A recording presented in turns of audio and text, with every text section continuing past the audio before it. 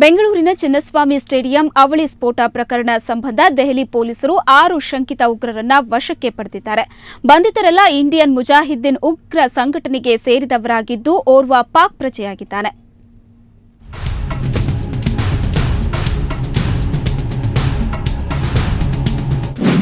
ಆರು ಶಂಕಿತ ಭಯೋತ್ಪಾದಕರ ಬಂಧನ. ದೆಹಲಿ ಪೊಲೀಸರ ಕಾರ್ಯಾಚರಣೆ. ಬೆಂಗಳೂರು, ದೆಹಲಿ, ಪುಣೆ ಸ್ಫೋಟಗಳಲ್ಲಿ ಕೈವಾಡ. ಮಹತ್ವದ ಸುಳಿವು ಲಭ್ಯ. ದೇಶದ ವಿವಿಧೆಡೆ ಸಂಭವಿಸಿದ ಹಲವು ಸ್ಫೋಟ ಪ್ರಕರಣಗಳಿಗೆ ಸಂಬಂಧಿಸಿದಂತೆ ದೆಹಲಿ ಪೊಲೀಸರು 6 ಉಗ್ರರ ಹೆಡೆಮುರಿ ಕಟ್ಟಿದ್ದಾರೆ. ಬಂಧಿತರೆಲ್ಲ ಇಂಡಿಯನ್ ಮುಜಾಹಿದ್ದೀನ್ ಸಂಘಟನೆಗೆ ಸೇರಿದವರಾಗಿದ್ದು ಓರ್ವ ಪಾಕಿಸ್ತಾನಿ ಪ್ರಜೆ ಇದ್ದಾನೆ. ಮುಖ್ಯವಾಗಿ ಏಪ್ರಿಲ್ 17, 2010ರಂದು ಬೆಂಗಳೂರಿನ ಚಿನ್ನಸ್ವಾಮಿ ಸ್ಟೇಡಿಯಂನ ಗೇಟ್ ನಂಬರ್ 8 ಮತ್ತು 12ರ ಬಳಿ ಸಂಭವಿಸಿದ ಅವಳಿ ಸ್ಫೋಟ ಪ್ರಕರಣದಡಿ ಈ ಉಗ್ರರನ್ನ ಬಂಧಿಸಲಾಗಿದೆ. ಅಲ್ಲದೆ ಪುಣೆ ಜರ್ಮನ್ ಬೇಕರಿ ಸ್ಫೋಟ ಮತ್ತು ಜಾಮಾ ಮಸೀದಿ ಫೈರಿಂಗ್ನಲ್ಲೂ ಇವರ ಕೈವಾಡ ಇದೆ ಎನ್ನಲಾಗಿದೆ. ಬಂಧಿತರನ್ನ ಪಾಕ್ ಮೂಲದ ಮೊಹಮ್ಮದ್ ಸಿದ್ದಿಕಿ, ಜಮೀಲ್, ಅಜ್ಮಲ್, ಅಬ್ದುಲ್, ಇರ್ಷಾದ್ ಖಾನ್ ಎಂದು ಗುರುತಿಸಲಾಗಿದೆ. ಸಿದ್ದಿಕಿಯನ್ನು ದೆಹಲಿಯಲ್ಲಿ ಬಂಧಿಸಿದ್ರೆ ಜಮೀಲ್ ಮತ್ತು ಅಜ್ಮಲ್ ಬಿಹಾರದ ಮಧುಬನಿಯಲ್ಲಿ ಸೆರೆ ಸಿಕ್ಕಿದ್ದಾರೆ. ಅಬ್ದುಲ್ ಮತ್ತು ಇರ್ಷಾದ್ ಖಾನ್ ರನ್ನು ಚೆನ್ನೈನಲ್ಲಿ ದೆಹಲಿ ಪೊಲೀಸರು ಬಂಧಿಸಿದ್ದಾರೆ. ಚೆನ್ನೈನಲ್ಲಿ ವಿಚಾರಣೆ ಬಳಿಕ ಉಗ್ರರನ್ನು ದೆಹಲಿಗೆ ಕರೆತರಲಾಗಿದೆ. ಬಂಧಿತರಿಂದ ಹಲವು ಸ್ಫೋಟ ಪ್ರಕರಣಗಳಿಗೆ ಸಂಬಂಧಿಸಿದಂತೆ ಮಹತ್ವದ ಸುಳಿವು ಸಿಕ್ಕಿದೆ ಎನ್ನಲಾಗಿದೆ. ಈ ಹಿನ್ನೆಲೆಯಲ್ಲಿ ದೆಹಲಿ ಪೊಲೀಸರು ಮತ್ತು ಗುಪ್ತಚರ ಸಂಸ್ಥೆ ಅಧಿಕಾರಿಗಳು ಕೇಂದ್ರ ಗೃಹ ಸಚಿವರನ್ನ ಭೇಟಿ ಮಾಡಿ ವಿವರಣೆ ನೀಡಿದ್ದಾರೆ. ಇನ್ನು ಭಾರತದಲ್ಲಿ ಉಗ್ರ ಚಟುವಟಿಕೆಗಳ ಮುಖ್ಯಸ್ಥ ಎನ್ನಲಾದ ಇಮ್ರಾನ್ ಬಂಧನಕ್ಕೆ ಪೊಲೀಸರು ಬಲೆ ಬೀಸಿದ್ದಾರೆ. ಬ್ಯೂರೋ ರಿಪೋರ್ಟ್, ಸುವರ್ಣ ನ್ಯೂಸ್ 24/7. ಬೆಂಗಳೂರಿನ ವಾಹನ ಸವಾರರು ಪೆಟ್ರೋಲ್, ಡೀಸೆಲ್ ಸಿಗದೆ ಪರದಾಡೋ ಸ್ಥಿತಿ ನಿನ್ನೆಯಿಂದ ಸೃಷ್ಟಿಯಾಗಿದೆ. ಯಾವ ಪೆಟ್ರೋಲ್ ಬಂಕ್ಗೆ ಹೋದ್ರೂ ನೋ ಸ್ಟಾಕ್ ಬೋರ್ಡ್. ಇದಕ್ಕೆಲ್ಲ ಕಾರಣ ಟ್ಯಾಂಕರ್ ಚಾಲಕರು ಹಾಗೂ ಪೊಲೀಸ್ ನಡುವಿನ ಸಣ್ಣ ಕಿರಿಕ್.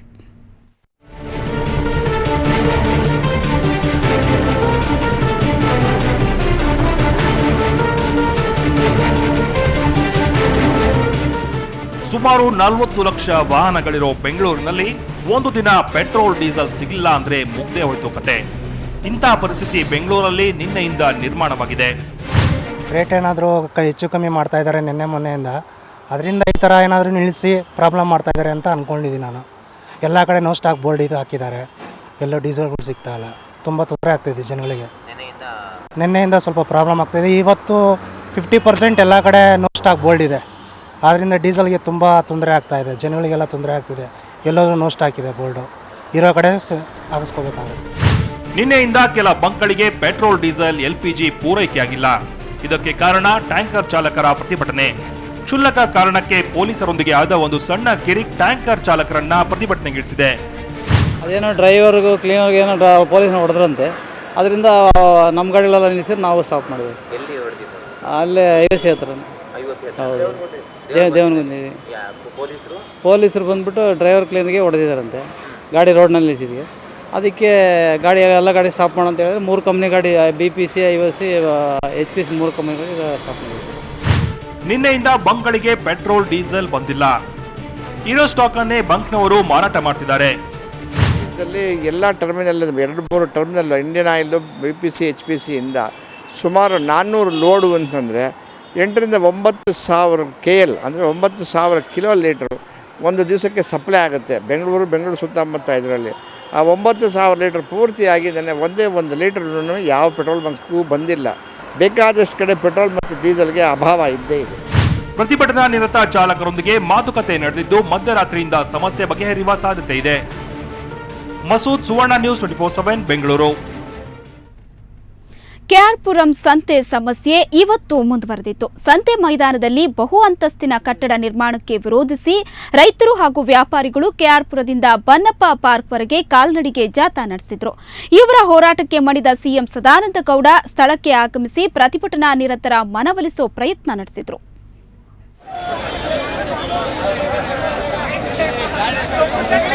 ಟೊಮೆಟೊ, ಈರುಳ್ಳಿ, ಬೆಳ್ಳುಳ್ಳಿ, ಸೌತೆಕಾಯಿ ಅಂತ ದಿನ ತರಕಾರಿ ವ್ಯಾಪಾರ ಮಾಡ್ತಿದ್ದ ಕೆಆರ್ಪುರಂ ಸಂತೆ ವ್ಯಾಪಾರಿಗಳು ಇಂದು ಬೀದಿಗಿಳಿದಿದ್ರು.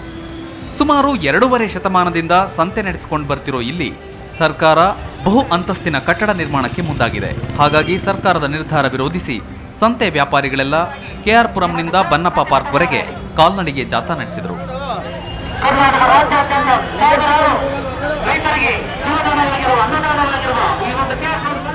ಸುಮಾರು 250 ವರ್ಷಗಳ ಇತಿಹಾಸ ಇರುವ ಕೆಆರ್ಪುರಂ ಮಾರುಕಟ್ಟೆ ಅದು ರೈತರ ಮಾರುಕಟ್ಟೆಯಾಗಿ ಮುಂದುವರಿಯಲಿ. ಪ್ರತಿಭಟನೆಯ ತೀವ್ರತೆ ಅರಿತ ಸಿಎಂ ಸದಾನಂದ ಗೌಡ ಪ್ರತಿಭಟನಾ ಸ್ಥಳಕ್ಕೆ ಆಗಮಿಸಿದರು. 1 ವಾರದೊಳಗೆ ಸಮಸ್ಯೆ ಇತ್ಯರ್ಥಗೊಳಿಸುವ ಭರವಸೆ ನೀಡಿದರು. ನಾನು ಖಂಡಿತವಾಗಿ ಇಷ್ಟು ಜನರ ಹೊಟ್ಟೆಗೆ ಕಲ್ಲು ಹಾಕುವಂತ ಯಾವುದೇ ಪ್ರಯತ್ನ ನಮ್ಮ ಸರ್ಕಾರ ಮಾಡುವುದಿಲ್ಲ. ಸಿಎಂ ಮಾತಿನಿಂದ ಸಂತೆ ವ್ಯಾಪಾರಿಗಳಿಗೆ ಸ್ವಲ್ಪ ರಿಲೀಫ್ ಸಿಕ್ಕಿದೆ. ಆದರೆ ಸಮಸ್ಯೆ ಇತ್ಯರ್ಥವಾಗುವವರೆಗೆ ಹೋರಾಟ ಬಿಡೆವು ಅಂತ ರೈತರು ಹಾಗೂ ವ್ಯಾಪಾರಿಗಳು ನಿರ್ಧರಿಸಿದ್ದಾರೆ. ಪವಿತ್ರ ಶೆಟ್ಟಿ, ಸುವರ್ಣ ನ್ಯೂಸ್ 24/7 ಬೆಂಗಳೂರು. ಸ್ಯಾಂಕಿ ಟ್ಯಾಂಕ್ ರಸ್ತೆ ಅಗಲೀಕರಣ ವಿವಾದಕ್ಕೆ ತೆರೆ ಬಿದ್ದಿದೆ. ರಸ್ತೆ ಅಗಲೀಕರಣ ನೆಪದಲ್ಲಿ ಮರ ಕಡಿಯುವ ಮೂಲಕ ಪರಿಸರ ನಾಶಪಡಿಸಲಾಗುತ್ತಿದೆ ಅಂತ ಸಾರ್ವಜನಿಕರು ಆರೋಪಿಸಿದರು. ಈ ಸಂಬಂಧ ಮೀನಾಕ್ಷಿ ಭರತ್ ಅನ್ನೋರು ಹೈಕೋರ್ಟ್ನಲ್ಲಿ ಸಾರ್ವಜನಿಕ ಹಿತಾಸಕ್ತಿ ಅರ್ಜಿಯನ್ನು ಸಲ್ಲಿಸಿದರು. ಇದರ ವಿಚಾರಣೆ ನಡೆಸಿದ ನ್ಯಾಯಾಧೀಶರಾದ ಎನ್ ಕುಮಾರ್ ಹಾಗೂ ಕೆಂಪಣ್ಣ ಅವರನ್ನ ಒಳಗೊಂಡ ಹೈಕೋರ್ಟ್ ವಿಭಾಗೀಯ ಪೀಠ ವಿವಾದಕ್ಕೆ ತೆರೆ ಎಳೆದಿದೆ. 1 ವರ್ಷದಲ್ಲಿ ರಸ್ತೆ ಅಗಲೀಕರಣ ಪೂರ್ಣಗೊಳಿಸಿ ಹಾಗೂ ಸಾರ್ವಜನಿಕರಿಗೆ ತೊಂದರೆಯಾಗದಂತೆ ಕ್ರಮ ಕೈಗೊಳ್ಳಿ ಅಂತ ಪೀಠ ಬಿಬಿಎಂಪಿಗೆ ಆದೇಶಿಸಿದೆ. ಈ ಸ್ಯಾಂಕಿ ಟ್ಯಾಂಕ್ ವೈಡನ್ ಮಾಡಬಾರ್ದು, ಆ ರೋಡ್ನ ವೈಡನ್ ಮಾಡಬೇಕಾದಾಗ ಮರಗಳು ಹೋಗ್ತವೆ, ಇದರಿಂದ ಎಕಾಲಜಿಗೆ ತೊಂದರೆ ಆಗುತ್ತೆ ಅಂತ ಹೇಳಿ ಕೇಸ್ ಹಾಕಿದರು. ಅದರೊಳಗಡೆ ಸ್ಟೇ ಕೊಟ್ಟಿದ್ದರು ಮೊದಲು ಹೈಕೋರ್ಟ್ನವರು. ಇವಾಗ ಕಾರ್ಪೊರೇಷನ್ನು ಮತ್ತು BDA ಸ್ಟೇಟ್ಮೆಂಟ್ ಆಫ್ ಅಬ್ಜೆಕ್ಷನ್ಸ್ ಎಲ್ಲ ಹಾಕಿ ಇವತ್ತಿನ ದಿವಸ ಅದು ಆರ್ಗ್ಯುಮೆಂಟ್ ನಡೀತು. ಕೋರ್ಟ್ನಲ್ಲಿ ಇಲ್ಲ, BDAನವರು ವೈಡನಿಂಗ್ ಆಫ್ ರೋಡ್ಗೆ 30 ಮೀಟರ್ ರೋಡ್ ಮಾಡಿರ್ತಕ್ಕಂಥದ್ದು ಸರಿಯಾಗಿದೆ. ಕಾರ್ಪೊರೇಷನವರು ಆ ಪ್ಲ್ಯಾನ್ ಪ್ರಕಾರ ರೋಡ್ ವೈಡನ್ ಮಾಡ್ತಕ್ಕಂಥ ಡಿಸಿಷನ್ ತೆಗೆದುಕೊಂಡಿರ್ತಕ್ಕಂಥದ್ದು ಸರಿ ಇದೆ. ಇದನ್ನು ಆದಷ್ಟು ಬೇಗ ಈ ರೋಡನ್ನು ಮಾಡಬೇಕು. ರಾಜ್ಯದ ನೂತನ ಪೊಲೀಸ್ ಮಹಾನಿರ್ದೇಶಕರಾಗಿ ಶಂಕರ್ ಮಹದೇವ್ ಬಿದ್ರಿ ನೇಮಕಗೊಂಡಿದ್ದಾರೆ. ಖಡಕ್ ಕೆಲಸಕ್ಕೆ ಜನಪ್ರಿಯರಾಗಿರೋ ಬಿದ್ರಿ ನಿರೀಕ್ಷೆಯಂತೆ ಕಣದಲ್ಲಿನ ಇತರ ಅಧಿಕಾರಿಗಳನ್ನ ಹಿಂದಿಕ್ಕಿ ಈ ಸ್ಥಾನವನ್ನು ಅಲಂಕರಿಸಿದ್ದಾರೆ. ಸೇವಾ ಜ್ಯೇಷ್ಠತೆ ಪಡೆದ ಪದಕಗಳನ್ನೆಲ್ಲ ಆಧರಿಸಿ ಬಿದ್ರಿ ರಾಜ್ಯದ ನೂತನ ಡಿಜಿ ಐಜಿಪಿಯಾಗಿ ಆಯ್ಕೆಯಾಗಿದ್ದಾರೆ. ಈ ಹಿಂದೆ ಪೊಲೀಸ್ ಮಹಾನಿರ್ದೇಶಕರಾಗಿದ್ದ ನೀಲಂ ಅಚ್ಯುತರಾವ್ರಿಂದ ಬಿದ್ರಿ ಸಂಜೆ ಅಧಿಕಾರವನ್ನು ವಹಿಸಿಕೊಂಡರು.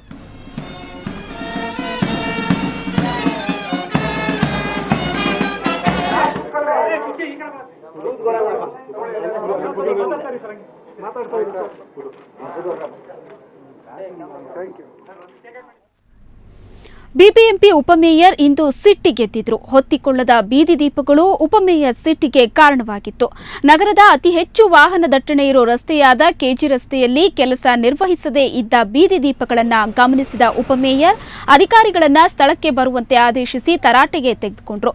ಸರಿಯಾಗಿ ಕಾರ್ಯನಿರ್ವಹಿಸದ ಅಧಿಕಾರಿಗಳ ವಿರುದ್ಧ ಕಿಡಿಕಾರಿದ ಹರೀಶ್ ತುರ್ತಾಗಿ ದೀಪಗಳನ್ನು ಸರಿಪಡಿಸದೇ ಇದ್ದಲ್ಲಿ ಅಧಿಕಾರಿಗಳಿಗೆ ದಂಡ ವಿಧಿಸುವುದಾಗಿ ಎಚ್ಚರಿಸಿದರು.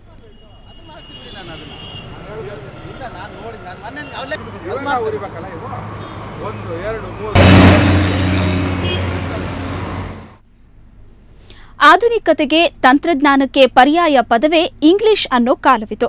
ಆದರೆ ತಂತ್ರಜ್ಞಾನ ಭಾವಕ್ಕೆ ನಿಲುಕಬೇಕು ಅಂದ್ರೆ ಅದು ನಮ್ಮ ಭಾಷೆಯಲ್ಲೇ ಇರಬೇಕು. ಆದ್ದರಿಂದಲೇ ಕನ್ನಡವನ್ನ ಹೊಸ ತಂತ್ರಜ್ಞಾನದ ತುತ್ತ ತುದಿಗೆ ನಿಲ್ಲಿಸಬೇಕೆಂಬ ಉತ್ಸಾಹ ಹಲ ಯುವ ಮನಸ್ಸುಗಳದ್ದು. ಅಂತಹ ಒಬ್ಬ ಉತ್ಸಾಹಿ ಯುವಕನ ಸಾಧನೆ ಇಲ್ಲಿದೆ.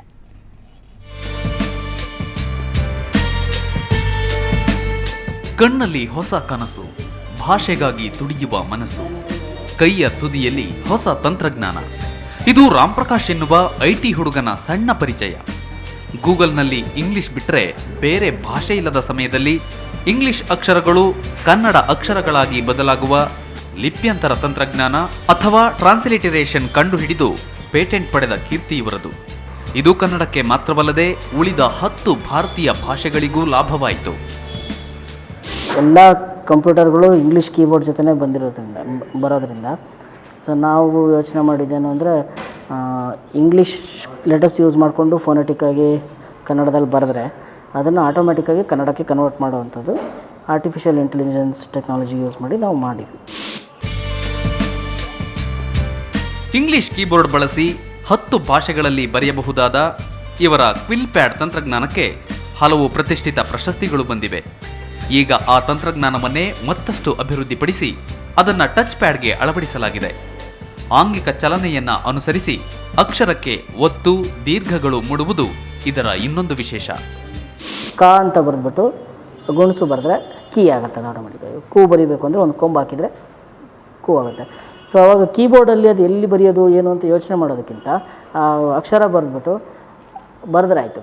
ಕೂ ಕೂ ಅದೆಲ್ಲ ಕೈಯಲ್ಲಿ ಬರೆದ್ರೆ ನಾವು ಆಟೋಮೆಟಿಕ್ಕಾಗಿ ಅದನ್ನು ಆ ಜೆಸ್ಚರ್ನ ರೆಕಗ್ನೈಸ್ ಮಾಡಿಬಿಟ್ಟು ಅದು ಯಾವ ಅಕ್ಷರ ಆಗಬೇಕು ಅಂತ ಕನ್ವರ್ಟ್ ಮಾಡ್ತೀವಿ. ಕ್ವಿಲ್ ಪ್ಯಾಡ್ ಟಚ್ನ ಮೂಲಕ ಈಗ ಇಂಗ್ಲಿಷ್ ಕೀಬೋರ್ಡ್ನ ಸಹಾಯವಿಲ್ಲದೆ ಪ್ರಾದೇಶಿಕ ಭಾಷೆಗಳಲ್ಲೇ ಟೈಪ್ ಮಾಡಬಹುದು. ಅಷ್ಟೇ ಅಲ್ಲ, ಇದರಲ್ಲಿ ಅಳವಡಿಸಿರುವ ಕೃತಕ ಬುದ್ಧಿಮತ್ತೆಯಿಂದಾಗಿ ನೀವು ಟೈಪಿಸುವ ಮುಂಚೆಯೇ ಪದ ಸಿದ್ಧವಾಗುವ ಸೌಲಭ್ಯವೂ ಇಲ್ಲಿರುವುದು ವಿಶೇಷ. ಆಧುನಿಕತೆ ಹಾಗೂ ತಂತ್ರಜ್ಞಾನದ ಭರಾಟೆಯಲ್ಲಿ ಕನ್ನಡ ಕಳೆದೋಗ್ತಿದೆ ಅನ್ನೋದು ಹಲವರ ಆರೋಪ. ಆದರೆ ಒಂದು ಭಾಷೆ ತಂತ್ರಜ್ಞಾನಕ್ಕೆ ತಕ್ಕಂತೆ ತನ್ನನ್ನು ತಾನು ಅಪ್ಡೇಟ್ ಮಾಡಿಕೊಳ್ಳದೆ ಹೋದರೆ ಆ ಭಾಷೆ ಸಾಯೋದು ಖಚಿತ. ಇಂಥ ಸಂದರ್ಭದಲ್ಲಿ ರಾಮ್ ಪ್ರಕಾಶ್ ಅಂತ ಹಲವು ಯುವ ಮನಸ್ಸುಗಳು ಕನ್ನಡದಂಥ ಪ್ರಾದೇಶಿಕ ಭಾಷೆಗಳಿಗೆ ತಂತ್ರಜ್ಞಾನದ ಸ್ಪರ್ಶ ಕೊಟ್ಟು ಆ ಭಾಷೆಗೆ ಪುನಶ್ಚೇತನ ನೀಡ್ತಿರೋದು ನಿಜಕ್ಕೂ ಶ್ಲಾಘನೀಯ. ಕ್ಯಾಮ್ರಾಮನ್ ಅತೀಕ್ ಜೊತೆ ರಜನಿ MG, ಸುವರ್ಣ ನ್ಯೂಸ್ 24/7 ಬೆಂಗಳೂರು.